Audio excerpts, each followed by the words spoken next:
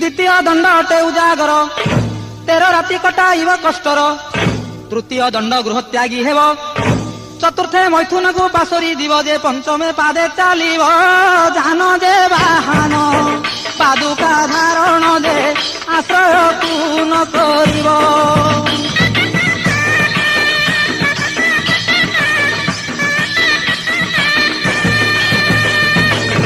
षष्ठरे श्मशाने वास करिब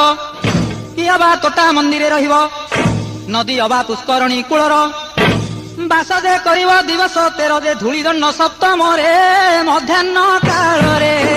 कपत धूली रे मध्याह्न काल रे पतला धूली रे जे दंड लहिब दांड रे